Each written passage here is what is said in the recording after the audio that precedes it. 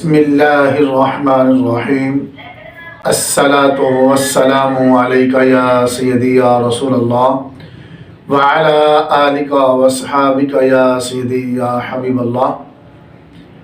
آج کے درس میں 3 باتیں ذکر ہوں گی۔ نمبر 1، حضرت خضر علیہ السلام نے حضرت موسیٰ علیہ السلام کو ساتھ رکھنے کی کیا شرط رکھی۔ نمبر 2، حضرت خضر علیہ السلام نے کشتی کا پھٹا کیوں توڑا۔ نمبر 3، حضرت خضر علیہ السلام نے بچے کو قتل کیوں کیا۔ سب سے پہلے حضرت خضر علیہ السلام نے حضرت موسیٰ علیہ السلام کو اپنے ساتھ رہنے کے لیے ایک شرط رکھی۔ وہ شرط کیا تھی؟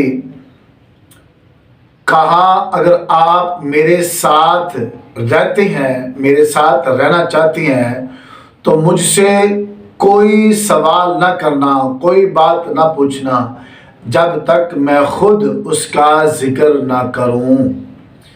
یہ شرط تھی حضرت خضر علیہ السلام کی حضرت موسیٰ علیہ السلام کے ساتھ کہ جب تک میں کوئی کام کر دوں، کوئی معاملہ میرے سے ہو جائے، کوئی کام سرزد ہو جائے تو آپ نے سوال نہیں کرنا، آپ نے میرے سے پوچھنا نہیں جب تک میں ذکر نہ کروں۔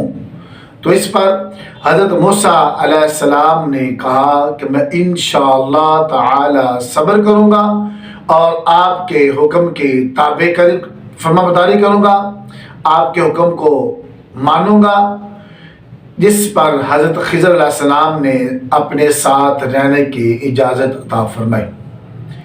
دوسری بات کہ حضرت خضر علیہ السلام نے کشتی کا پھٹا کیوں توڑا۔ تو جب یہ دونوں حضرات، دونوں ہستیاں دریا کے کنارے چل رہے تھے تو ایک کشتی گزری۔ ان کشتی والوں نے حضرت خضر علیہ السلام کو پہچان لیا اور انہوں نے آپس میں بات چیت کی اور حضرت خضر علیہ السلام کو اپنے ساتھ اور موسیٰ علیہ السلام کو اپنے ساتھ کشتی میں سوار کر لیا۔ کوئی کرایہ بھی نہیں لیا، لیکن حضرت خضر علیہ السلام نے کشتی کا پھٹا اکھیڑ دیا۔ تو موسیٰ علیہ السلام نے کہا یہ تم سب لوگوں کو ڈبونا چاہتے ہو؟ تو موسیٰ علیہ السلام بول پڑے۔ تو حضرت خضر علیہ السلام اور حضرت موسیٰ علیہ السلام کا ذکر قرآن مجید فرقان حمید میں آتا ہے کہ وہ دونوں چلے۔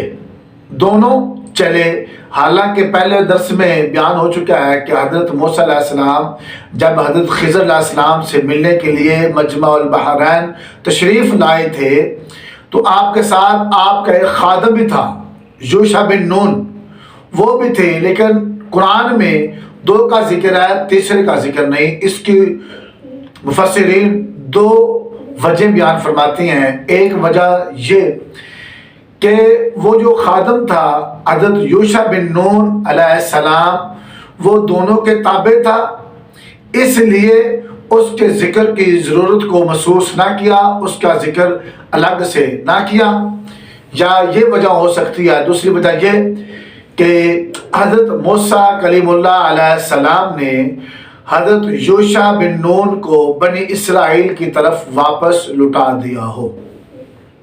بخاری مسلم میں حضرت ابن عباس رضی اللہ تعالی عنہما سے مروی ہے کہ یہ دونوں حضرات حضرت خضر علیہ السلام، حضرت موسیٰ علیہ السلام دریا کے کنارے چل رہے تھے تو ان کے قریب سے ایک کشتی گزری۔ کشتی والوں نے حضرت خضر علیہ السلام کو پہچان لیا اور کشتی والے جو سوار تھے انہوں نے آپس میں بات چیت کی، گفتگو کی کہ حضرت خضر علیہ السلام کو اور ان کے ساتھ جو ہے ان کو کشتی میں سوار کر لیا جائے۔ تو کشتی سوار والوں نے حضرت خضر علیہ السلام اور حضرت موسیٰ علیہ السلام کو کشتی میں سوار کر لیا، ان سے اجرت بھی نہ لی، کرایہ بھی نہ لیا، کچھ نہ ڈیمانڈ کی اور ان کو بٹھا لیا۔ تو جب یہ دونوں سوار ہو گئے تو کشتی کے ایک کنارے پر चिड़िया आकर बैठी और उसने दरिया के पानी में चोंच मारी, तो हज़रत खिज़र अलैहिस्सलाम ने कहा, मेरा इल्म और तुम्हारा इल्म, यानी मूसा अलैहिस्सलाम, मेरा इल्म और तुम्हारा इल्म अल्लाह रब्बुल आलमीन के इल्म के मुकाबिल ऐसे ही है जैसे इस चिड़िया की चोंच में आने वाले पानी को दरिया के पानी में निस्बत है। यानी जितना चोंच ने पानी दरिया से कम किया है, इतना ही आपका और मेरा इल्म अल्लाह रब्बुल आलमीन को इल्म को कम करने वाला है। यह आपने बात की। यह बात सिर्फ समझाने की हद तक थी, समझाने की हद तक थी, वरना इन दोनों का इल्म अल्लाह रब्बुल आलमीन के इल्म के मुकाबिल इससे भी कलील है, इससे भी कम है। और याद रहे, ख्याल रहे कि ये ज़ाहिरी माना मुराद नहीं लिया जा सकता। अगर ज़ाहिरी माना मुराद लिया जाए तो इसमें खराबी ये आती है कि तुम्हारे इल्म ने अल्लाह रब्बुल आलमीन के इल्म में कोई कमी नहीं की, यानी कोई कमी नहीं की सिवाय इतनी मिकदार के जितनी चिड़िया की चोंच ने पानी में कमी की है। यानी चोंच में जितना पानी आया है उतना इल्म, इतना पानी कम हुआ है। तो हमारा भी इल्म जितना है, अल्लाह के इल्म में कमी आ गई, तो ये माना बिल्कुल दुरुस्त नहीं और इसको लिया भी नहीं जा सकता। क्यों? अल्लाह रब्बुल आलमीन के इल्म में कमी का वाक़या होना मुमकिन ही नहीं। और पहले माना को हज़रत अल्लामा नवी रहमतुल्लाह ताला अलैह ने शरह मुस्लिम में ही बयान किया है। और हज़रत खिज़र अलैहिस्सलाम ने कश्ती का एक तख्ता उखेड़ दिया था, तो मूसा अलैहिस्सलाम ने ताज्जुब करते हुए कहा कि इस कौम ने बगैर उजरत के हमें कश्ती में सवार किया और तुमने कश्ती का फट्टा ही उखेड़ दिया, फट्टा ही तोड़ दिया। क्या तुम लोगों को गर्क करना चाहते हो, लोगों को पानी के अंदर गर्क करना चाहते हो? ख्याल रहे, ये कश्ती का तोड़ना, फट्टा उखाड़ना ये किनारे के करीब जाकर था और हज़रत खिज़र अलैहिस्सलाम ने वक्ती तौर पर उसमें कील भी लगा दिया था। तो हज़रत खिज़र अलैहिस्सलाम ने हज़रत मूसा अलैहिस्सलाम से कहा कि तुम ज़हर देख कर सब्र नहीं कर सके, सब्र नहीं कर सके, तुमने सवाल कर दिया। हज़रत मूसा अलैहिस्सलाम ने कहा कि मुझसे भूल हो गई, इसलिए इसमें मेरी कोई गिरफ्त ना करे। फिर दोनों हज़रात चल दिए।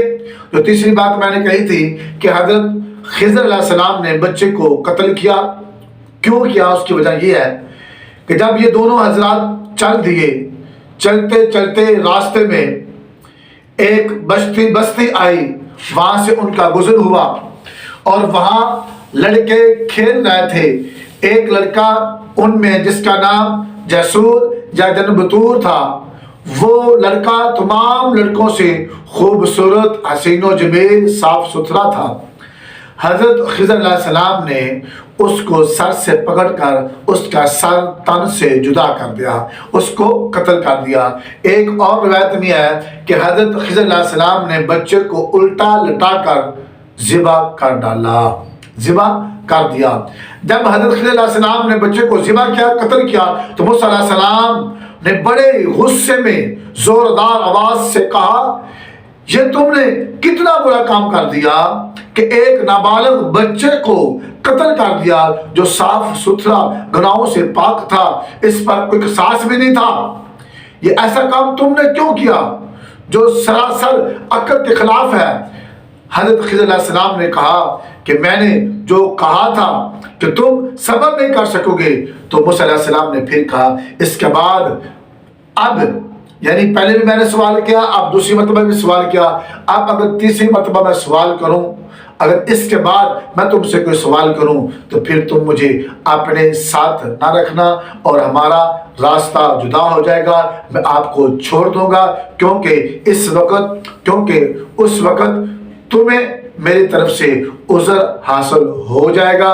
और फिर हज़रत मूसा अलैहिस्सलाम और हज़रत खिज़र अलैहिस्सलाम आगे चले और फिर उन्होंने کیا کام سر انجام دیا، پھر وہ کیسے جدا ہوئے، یہ انشاءاللہ تعالی کل والے درس میں بیان ہوگا۔ اللہ رب العالمین کی بارگاہ میں دعا ہے ہمیں قرآن و حدیث کو سمجھ کر اس پر عمل کرنے کی توفیق عطا فرمائے۔ وما علینا الا البلاغ۔